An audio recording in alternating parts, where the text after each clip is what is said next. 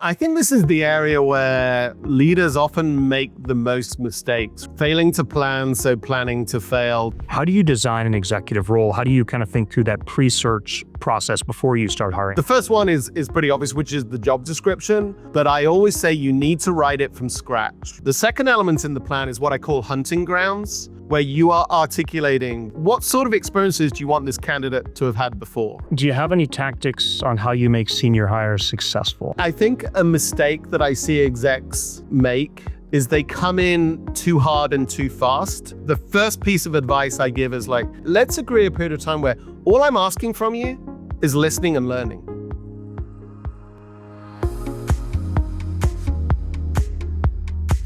Welcome to How I Hire, the podcast where we talk with senior go-to-market leaders about how they find, vet, attract, and grow new talent. This is brought to you by Whispered, the network where executives land unposted go-to-market roles and accelerate their career. Your next role won't be posted, it'll be whispered. Today, I'm joined by Robin Bordoli. Robin is the CEO and CMO at Weights & Biases. He has all of revenue. That Weights & Biases is the AI developer platform to train models and develop agents. We've actually been exploring it a little bit with Whispered as well, too, as we build out our AI. Robin is an engineer turned go-to-market leader. Early in his career, he held senior leadership roles at Marketo and Jive, both at IPO. He's also been CEO at Nextroll and Figure 8. Robin, welcome. It's great to see you. Andy, it's a pleasure to be here. Looking forward to the conversation. We're going to have fun. We were riffing a little bit beforehand, so I'm excited for this.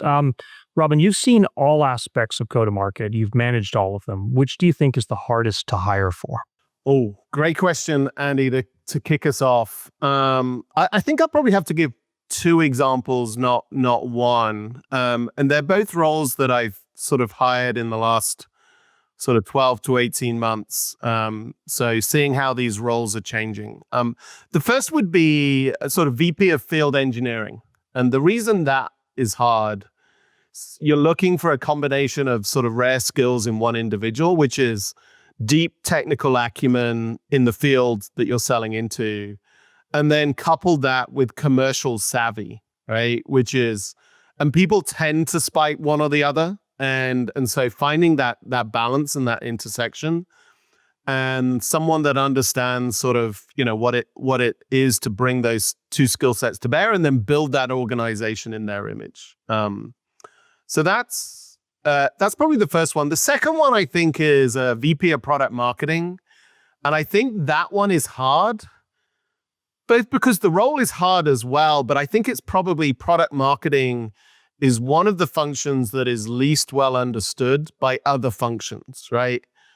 People sometimes think of it as like the poor relation of product management, right? Like it's downstream from product management and just sort of take the output from product management, or they just think of it as, well, you're just articulating what the features are and you're just selling those features, but it's so much more than that. So I think those are two roles that I think are hard to get right. I agree with you on both. Maybe I'd love to double click a little bit on the VP of Field Eng one. I've lived in a world where we've had a powerful version of that too. I think it's called lots of different things, right? We at Box, we called it professional services. I've seen Salesforce call it sales engineering. I've seen you call it field engineering. Other people, I think maybe this is in the same realm of forward deployed engineer right now. Like what's the problem that field engineering solves for you, and how have you kind of seen that being successful? Yeah, the way we think about field engineering, it's the function that is responsible for the technical success of our customers. And the Weights & Biases field engineering org today has 4 distinct roles within it, right? Wow. It has solution architects that are really about how do we help customers initially stand up their instances, because we actually deploy multi-tenant, dedicated, and sort of self-hosted. And so that's a very deep, you've got to know about Kubernetes, you've got to be sort of deep into infrastructure. That's a very sort of defined role of how do I stand up instances.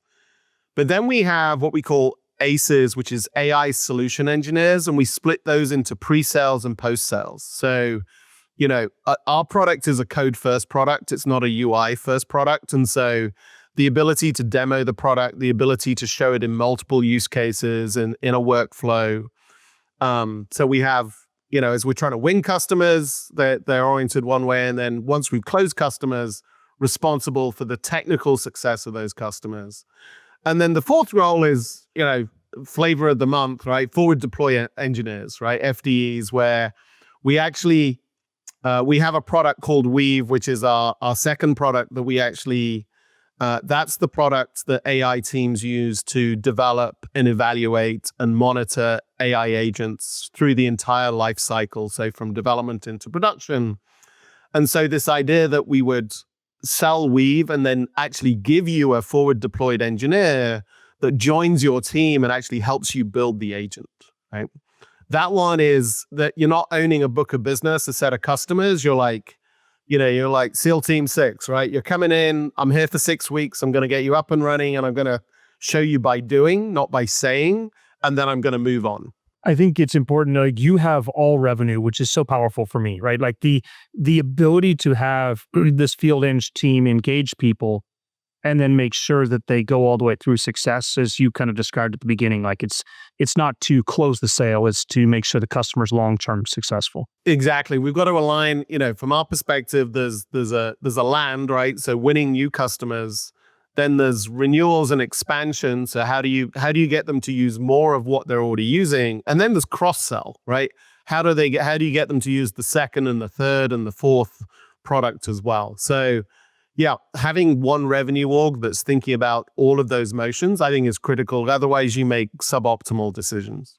I couldn't agree more. We could probably go deep into that one and we'll talk more about like the deciders of different things, but I'm a believer in that. We were talking before we hopped on or before we hit record around how do you design an executive role? How do you kind of think through that pre-search process before you start hiring? I'd love to hear your thoughts on that, Rob. Yeah, absolutely. And I think this is the area where leaders often make the most mistakes, right? They're sort of failing to plan, so planning to fail, to slightly misquote Benjamin Franklin. But so I actually have a very strong opinion on this of the right way to do the pre-work, so to speak, before you even get to, meeting candidates. And so in my mind, there's always sort of 5 elements that I think are necessary in a plan before you start meeting candidates, right? The first one is pretty obvious, which is the job description. But I always say you need to write it from scratch, right? Don't go take a boilerplate and just sort of tweak it. Don't use ChatGPT to write your... Yeah, go write a version. Sure, use ChatGPT to like critique it and provide suggestions and ask, where do you think it can improve? But go do the work, right? Write a job description that would have attracted you a few years ago, right? That would make you pique your interest and say, I want to go learn about that. I want to go, I want to go spend some time on that, right? So that would be the first element. The second element in the plan is what I call hunting grounds, where you are articulating what sort of experiences do you want this candidate to have had before, right? So in Weights and Biases world, we're a developer tool. So we really want people to have come, right, from other developer tools sort of arenas, right? It might be more traditional software, right? And not necessarily AI and ML, but go and be clear, like what are the hunting grounds, right? Sometimes data analytics is a sort of a good arena for us, but be really clear on the hunting grounds, especially because, I would typically use an external sort of search firm. You need to articulate that, where to go look, right? The third element then is sample profiles, right? Go do the work yourself and go find, 5 profiles, a minimum of 5 profiles that you think are a fit to the job description. And also you could rank those profiles against the job description. If it's just yes, no binary, you haven't written the job description tightly enough, right? The job description needs to help you force rank candidates, not just say, are they in or are they out, right? Mm-hmm, mm-hmm, yep. The fourth thing is being really clear on the interview process, right? Who's interviewing when and what the total time is that you think a candidate that would get all the way to an offer is looking to invest, right? So I always have, and we'll get into that bit, but right, I have 3 roles in the interview process. So I have decider, right, which is you as the hiring manager, but being explicit that there's one person deciding, right? Then you have inputs, so people who you believe you've calibrated and you think, you know what, they are a good judge of talent. They understand this role. I value their input, right? And then what I call socializers. So this might be people where you want them to be aware, right, of the candidate coming in and the role and what this remit's going to be. It might be someone that's reporting to this individual, right? So the socialization aspect, but they're not an actual input into the hiring decision, right? And then the last bit, which may be the most controversial of the lot, is a take-home exercise. I always create a take-home exercise for execs, which I think has probably changed over the last couple of years. Like in a world where, there were more jobs than candidates, it was like, well, pound sand, I'm not going to do that, right? But I think the world has changed in the last, 2-3 years. Yes. And so, for field engineering, we sort of prepped, the take-home exercise there was, prep a demo to this sort of prospect, come give us the demo. And then the other is, role play.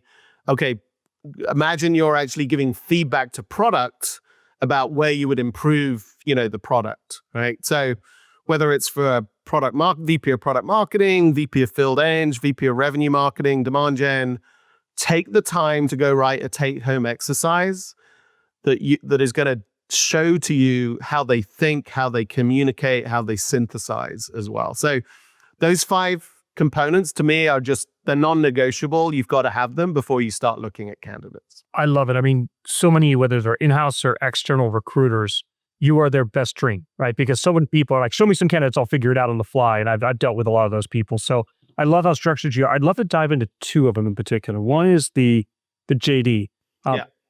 Are you writing that as a marketing document or as an evaluation document? Because I find the 2 can oftentimes be very different. I actually try and make it one and the same, right? Because I'll give an example, right, of what I mean by sort of specificity, right? So I'll take one of the roles I had for recently, which is a sort of VP of revenue marketing, right? Demand gen, right? So I was very explicitly looking for experience at a certain program spend, right? At a certain pipeline creation level and at a certain team size, right? So don't just say, I'm looking for 5 years of experience or something, which is sort of generically what you often see. Is like, be concrete about what are the things you're going to evaluate on, right? And so, for, product marketing, it might be, okay, I want you to have launched a product and that product to have generated, X million, of ARR, right? So it might be stage, right? I want I want the candidate to have, experienced the 10 million to 100 million, ARR sort of growth stage, right? Because I think the more you can demonstrate to candidates really clear what you're looking for, the more they're going to be attracted, right? I'm not going to waste time in the process. So I tend to, with the way I write them, I think they can be both, right? They are both, okay, it's attractive because they're really clear what they're looking for, but it's also a mechanism by which we evaluate and sort of calibrate, candidates as well. And look, it's not unusual that after you do the first iteration and you look at sample profiles, you go, you know what? I haven't quite articulated that tightly enough. I need to go update the JD, to reflect, right? It's teased out something that is a little bit more important than I thought initially, right? In my thought process. Makes sense. What, maybe going to your hunting grounds one and kind of taking what you just said now, how often do you find that you compromise maybe in a positive way those criteria, right? Do you get surprised by a candidate or are you more of the mind of, I just don't want to see somebody that doesn't meet those criteria? Because it's obviously a very narrow window and sometimes you'll find a candidate that'll flex on one dimension versus another. And either you say, hey, we'll adjust the scope for you, or actually you'd be great over here instead. So how often do you flex on those fairly well thought through criteria? Yeah, I'm willing to have some level of flexibility, and I'll normally try and articulate like non-negotiables and negotiables. Like, take the ARR state. Like, okay, I want someone that's gone from 10 million to 100 million, experience that stage of growth, right? You know what? But do you value the 10 to 50 more than the 50 to 100, right? So, and the reason I'm willing to flex a little bit is because I actually think the take-home exercise is a real indicator of executive sort of ability, right? Because what that's testing is, the ability to, ingest vast amounts of new information, the ability to synthesize, the ability to prioritize, the ability to communicate. And so yeah, I am willing to sort of flex. It's not completely binary on the criteria. But I tend to think of it as a little bit of a portfolio, right? If I've got 10 candidates in flight, maybe I'll flex on a couple, right? And, to just make sure I'm not overfitting, right, on the criteria. That's good. Do you have any, we don't have to name the specific first, but any examples where somebody did come a little bit out of left field or you put them through the process and they blew you away? Yeah, I think so, right? I'll be, for example, I'll I won't name her, but like if people really want to do the research, they could work it out. But the individual I hired to be sort of VP of product marketing at Weights and Biases didn't really have startup experience, right? So I flexed on that dimension, right? Mm-hmm. Deep domain experience, right? Incredible reference check, did a great job on the take-home exercise. And so still very senior and polished, but like I was, okay, this person's operated more in big companies. I'm going to take that is a little bit of a leap of faith, right? I agree. Sometimes people maybe like they've never seen a world without enablement, or they've never seen a world without this type of infrastructure on that. Exactly. Side. Right. And so that's one where like I flexed and it was the right decision, right? We optimized for domain knowledge and then a belief that could operate at startup speed, right? And very pleased that I did. Love that. Okay, take home. You mentioned the world's changed. I agree. It's definitely a hiring market right now. So you can get the candidates to do it, but there's also this thing of when they take it home, they use AI. Just like every kid's using AI to cheat right now. And so how do you design a take home that is AI proofable, or is it one where it's more about how they present it when they're in person with you? How do you think about that take home? It's more the latter, and I'll go through the sort of the three different examples, right? I sort of mentioned the field engineering one. So that one, that's a little bit more AI proof because it's sort of, okay, go prep for 2 demos, but they're 2 different scenarios, right? One scenario is you're demoing to this prospect in this context, right?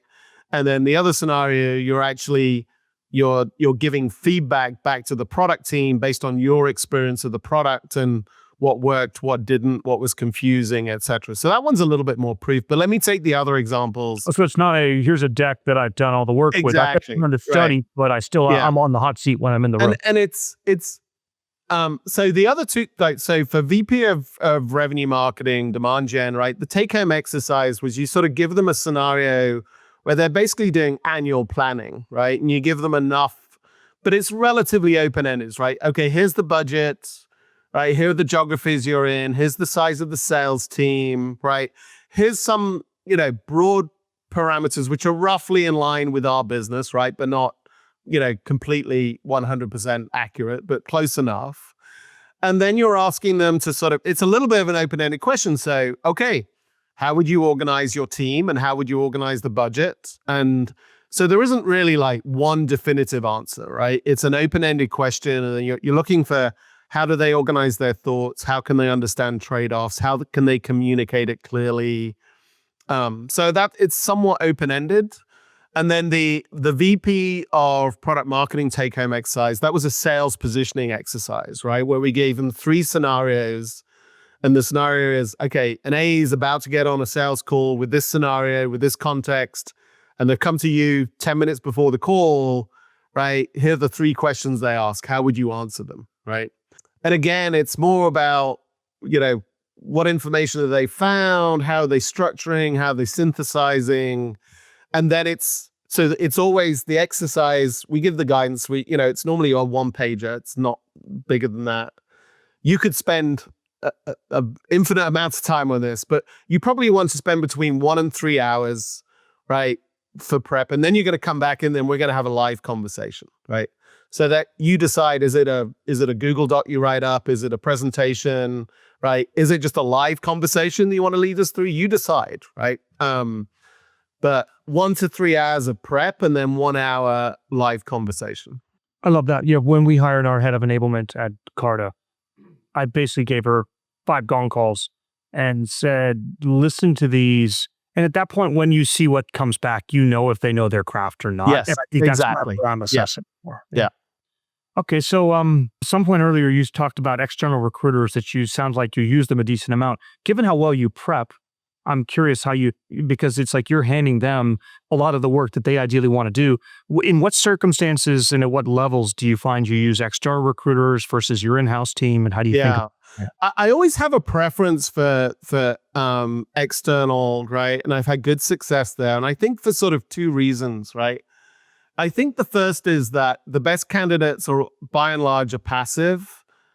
And these are the elite headhunters are the ones that are sort of just, they're always staying in touch with strong candidates, right? So I think for my mind, they're an avenue to passive candidates, right? But tend to be the best candidates.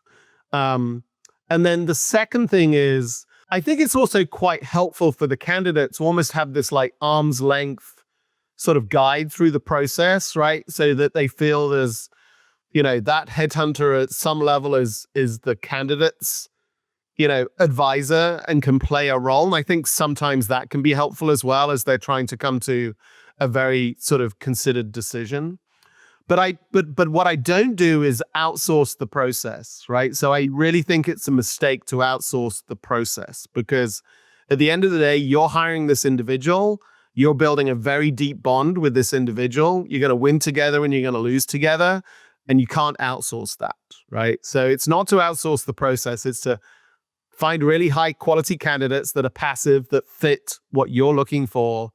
And it's then to be this sort of trusted other guide throughout the process that'll sometimes feed you little bits of information like, hey, just discovered they're actually seem to be accelerating on another process, right? Or giving you a little sort of guidance about timing or inclination or orientation. That doesn't have to be a lot, but sometimes it's just really, really helpful to the candidate and to you. I like that the trusted advisor part is a reason I've never heard anybody verbalize before why they hire somebody, but it actually makes sense. There's this interesting role that they play. They can actually hear candidates may be more vulnerable with them than they will be with internal recruiters. I think, because you're right, it's also like there is some stuff that they're going to capture in this middle ground, and they probably do get seen there. I think we've got a whole playbook on how as executive to work with a recruiter. It's really important to know what you can share, what you can't share. There's always that question after an interview. So how'd it go? You just met Robin. Like, how did it go? And so that's a really interesting one that you have to know how to play well too. And I think there's another bit, which it's maybe a finer point than the first one, which is they have access to passive talent, right? They've also got a pretty good sense of the market for a particular candidate in a particular field, right? It's like, okay, you know what? There's hundreds that could fit that. Or you know what? There's maybe only 5 people that sort of fit that as well. So they're going to give you a sense of the market as well, which I think is also helpful, because that plays a lot into then how I run the process, right, in the actual interviewing stage, right? Yeah.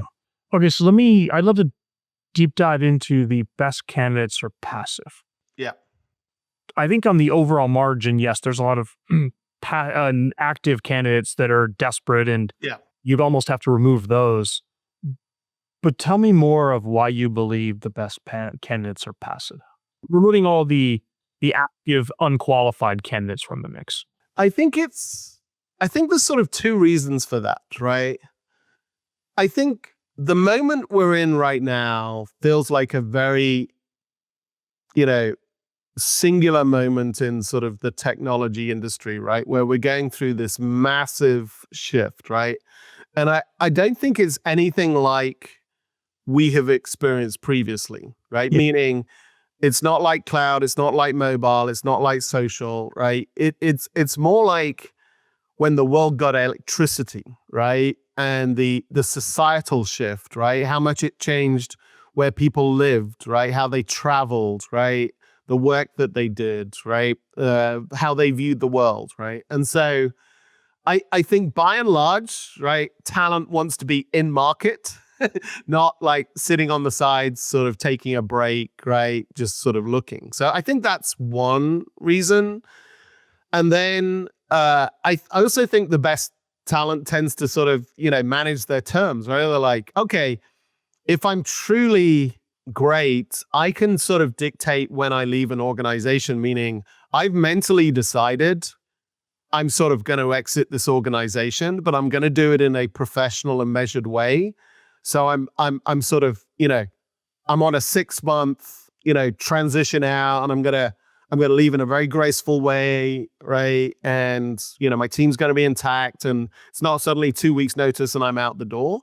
So I think that is quite sort of common as well. And that's another reason why the best talents they have sort of smooth exits from organizations, right? I think those are the two primary reasons from my perspective. Again, that's not to say I will happily look at candidates that are, active as well, but I would bet, if I'm looking at 10, it might be more like 6 to 7 passive, 2 to 3 or 4 sort of active. It's gonna balance towards passive candidates.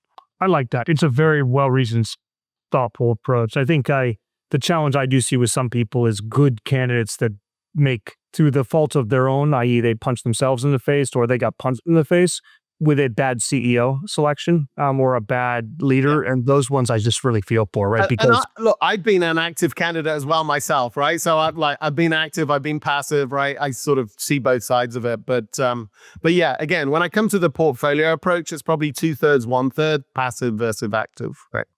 I love that. Anything people can do to break through to get to you? Anything that you've seen in the past where they, it's like if you have a role, somebody knows they have a role, like, has anybody ever broken through? Or given that you're not posting and you're using external recruiters, often maybe that's a lot harder, or how do you think about that?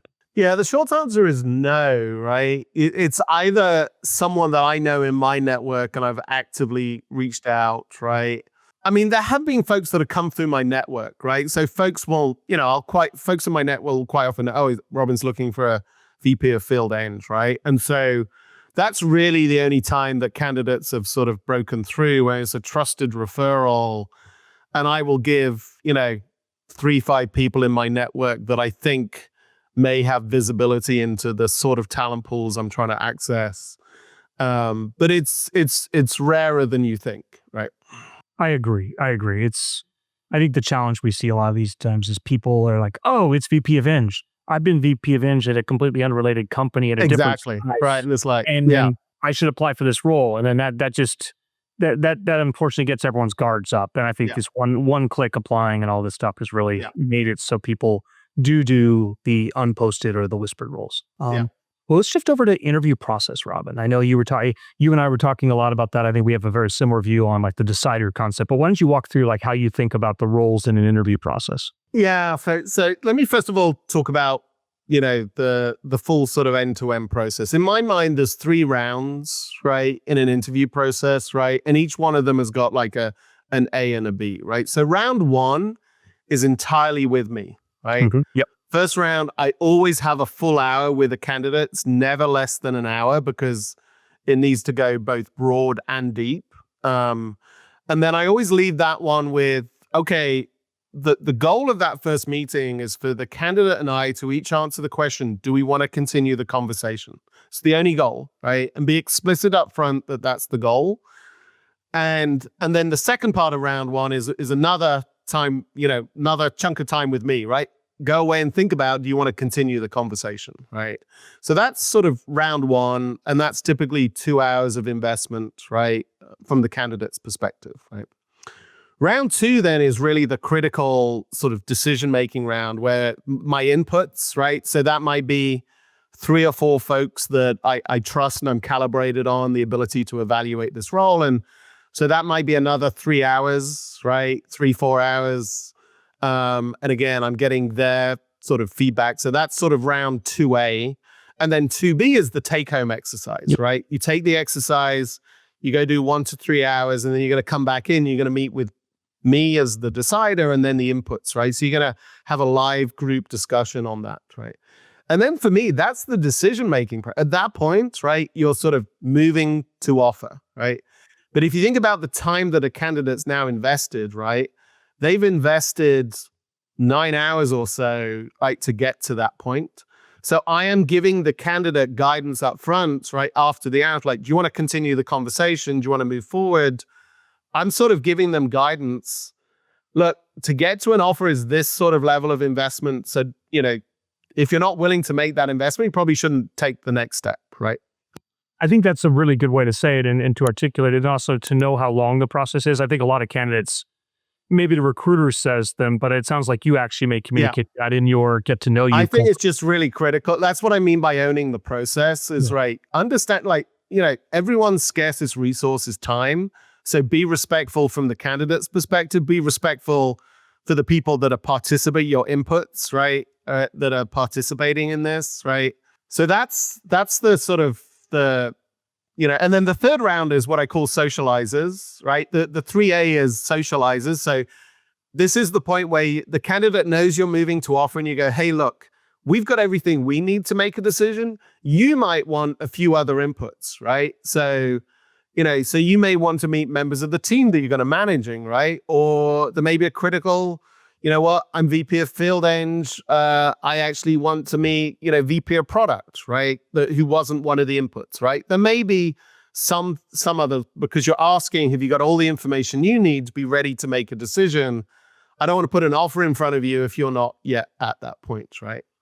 And then the 3B then is me actually giving the offer, right? And sort of, going through the close, right? So that's the structure sort of all the way through. And then I think some of the other interesting questions are, how many candidates, when do you make a decision, right? Because in a perfect world, you want all candidates to parallel process and then you get to pick. That's not the way the world works. That's right? universal for me. Yeah. It's sequential. And, the nerd in me, says, well, this is actually a well understood set of problems that there's a mathematical answer to. This is called optimal stopping theory, right? That you're probably familiar with, right? Which is this idea of, it's the same way when you're trying to pick a mate or a spouse, right? It's like, okay, what that says is work out how many qualified candidates you think you could meet in the period of time that you want to make the decision, right? And if you think about, unless you know what process you're going through and the time investment and what the market is, you can't really answer that question. But let's say the answer is 10, right? I think in the next 8 weeks, I could meet 10 qualified candidates, right?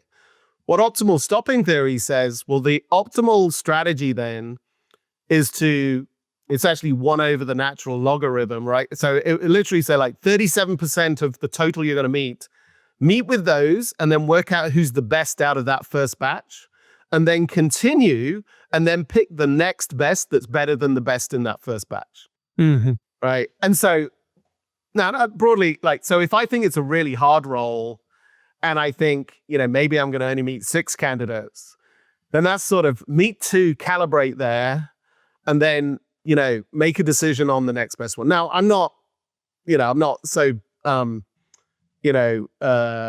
dogmatic about this, but I think it's a useful heuristic to think about when is the right time to make a decision in the process on a candidate, because you're not making a decision in isolation. You're making it relative to the field of candidates that you could meet. I like that. It's so well thought through, and it's a lot. The more structured the interview, the better it is for both sides. On the socializer one, I love the thing of we have everything we need. What more information can we give you? Are there ever times when they ask for stuff which reflects badly on them, right? So maybe somebody doesn't have the maturity to know the sensitivities around a board, or Robin, I want to meet your boss, or anything like that. Are there bad questions people can ask at that point of time? There are, right? Which is why I always frame it as saying, hey, we're moving towards making a decision, right? Are there other things? I never actually say we've made a decision, right? So I always say we're moving towards making a decision. And it's possible that someone could expose naivete or poor judgment. And so, yeah, it is actually possible that candidates are falling out at that round, right? And they do something, right, that is not appropriate. Like, it could be, look, the socializers, I'm really clear, look, if it comes back and every member of that team, right, has had an allergic reaction, you sort of got to listen to that, right? Even if they're not formally input, right? But Yeah, I can think of one example where a candidate, I was sort of getting ready to move towards an offer, and they demonstrated a combination of naivety and bad judgment about um, how equity works, what's appropriate, how a board operates, right? And so it just sort of stopped me in my tracks. And, there were other candidates in flight. So it wasn't, we weren't literally at the paper stage, right? But we were definitely moving towards an offer, and that, it is important to listen to those signals. I agree. I always train people like when you ask to meet a board, you really better be interviewing for a C-level position to be able to have that. And the board is a relationship that the CEO guards very well. And if you're like, can I meet 3 board members? And then you ask, all of a sudden you're like, oh, is this person just going to go around me all the time? I think there's a lot of those, knowing how it works, and it's sometimes I love to ask those open-ended questions and see where they take it. Another one, fun one I use when I'm not the hiring. You talked about when you're the hiring manager. My favorite one when I'm not the hiring manager is, in your own words, describe the role you're interviewing for.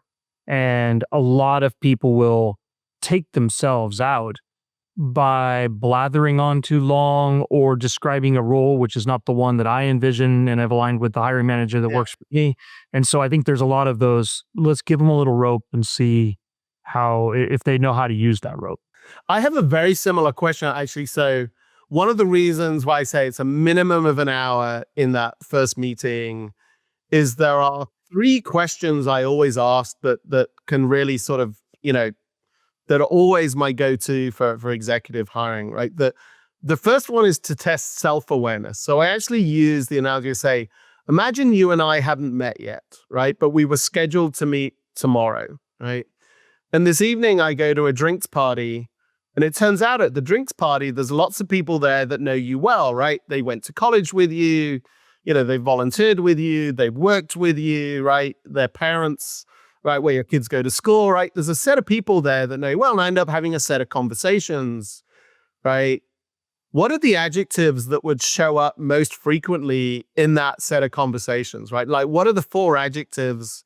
Imagine a word cloud collectively above all of that. Like, what are the 4 adjectives, right? Because I think there's no right answer, right? But like self-awareness, and it sort of warms them up a little bit, relaxes them a little bit. And then my second question is around sort of contextual or cultural awareness. And I say, look, unless you're super lucky, we have all probably worked in an organization where we were not a good fit with the culture, right? And there's, where you felt like you were, whatever the analogy you want to use, like wading through mud or swimming upstream, right? But just that the values and the culture of the organization was not in sync with sort of how you thought and operated. And so if you go back and look at all the different environments you've been in, where were you the best version of yourself and where were you the worst version of yourself? And what was it about those environments, right? It's amazing the number of times that people are stumped by that question.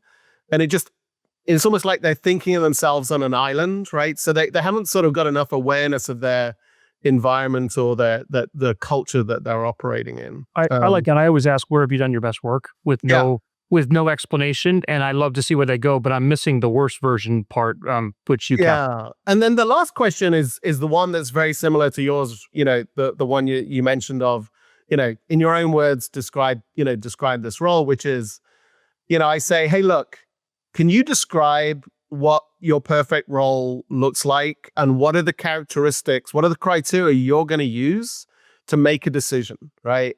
Someone with your talent and experience is going to have multiple offers. So how are you going to actually explain to me your evaluation and your decision-making criteria, right? And then I flip that back and say, okay, well, presumably the reason why we're speaking is your current role somewhere falls short on these criteria, right? Can you tell me where it falls short, right? Now, sometimes they don't want to open up, right? But and if someone can't articulate their decision-making criteria, then I know we're very early in the process, right? They're just starting to think about this and they haven't put any critical thought. And then I'll use that then to guide and describe the role. And I'll go, okay, well, look, I think you articulated 4 criteria. I think 3 of them are a slam dunk and like no debate, but this one's probably the area where we should spend time. Right? Love it. That's really perceptive. You're going to learn a lot from those open-ended questions. Yeah. I know we're about out of time, but I'd love to maybe wrap it with do you have any tactics on how you make senior hires successful? I'm betting you've thought a lot about that because you think so deeply about how you hire them too. I do. I tend to have sort of two rules which sound a little paradoxical for when I'm onboarding an exec, right? The first one, I think a mistake that I see execs make sometimes, right, and it to be avoided, is they come in too hard and too fast, and they don't listen and learn enough. So the first piece of advice I give is look, let's agree a period of time, right? Might be 30 days, might be 60 days, might be 90 days, but let's agree a period of time where all I'm asking from you is listening and learning, right? I want to see evidence of curiosity. I want to see evidence that you're learning the business, right? But I'm not asking you to come in and act, right? And execute, right? Because you won't have the context yet, right? What I want to see is you're ramping in your knowledge and your awareness, right? But I think sometimes the pressures come in and I've got a playbook and I'm going to impose my playbooks. Well, how do you know it's the right playbook, right? For this context, this situation. So that's that you're doing that because there's other CEOs, in particular CEOs are in the, I need action immediately. Yeah, I need action. If I haven't seen you, if you're a VP of marketing, you haven't driven leads up, 2x in the first month, where I'm going to fire you, sort of thing. It was okay, right. on the Monday after you start, you were going to lead the metrics meeting. Yeah, right here. Exactly. Start making sense. Yeah. Right. Yeah. So that's the first rule, right? And it just gets them to relax a little bit, but it really emphasizes curiosity and learning the business, right? The second thing, and the reason I say this is paradoxical, is I put a lot of thought into what is the first sort of project or initiative that I want to give them that is a right balance of, it's in their wheelhouse, right? I know they've got this, but it's going to actually force them to interact with, a number of key functions and give them a purpose initially, right? And so that balancing act of it's meaty enough, right? But it's in their wheelhouse and it's going to, it's really going to drive. So I'll give an example for our current, VP of revenue marketing that I brought in, right? So put a lot of thought into what that project should be. As I said, we have these 3 deployment types. And one of the middle deployment types is dedicated, right? Where it's on the cloud, but it's sort of single tenant and we're isolating some instances. So it's a high level of security and privacy for customers. And one of the projects I would go is hey, we want to actually go run trials for our second product, Weave, for our models customers on dedicated that is behind the firewall, and actually go run that as a marketing program, right? So it's sort of in his wheelhouse because it's a marketing program, but it's got a whole bunch of technology questions, legal questions, economics, right? Finance. It's okay, I'm going to give you ownership of this, right? And it's not so daunting, but it's well scoped okay. So you have got to focus, right, in the first 30, 60, sort of 90 days as well. So I'm always trying to think about what is that first project initiative that is the right balance, right? The Goldilocks size, so to speak. I love that. You are one of the most thoughtful people I've met, and we've interviewed some amazing people on this podcast around how to hire, and I'm excited to share these wisdom with people. Thank you so much, Robin, for the time. Andy, a real pleasure. Great to connect and great to have the conversation. Really appreciate it. Thank you.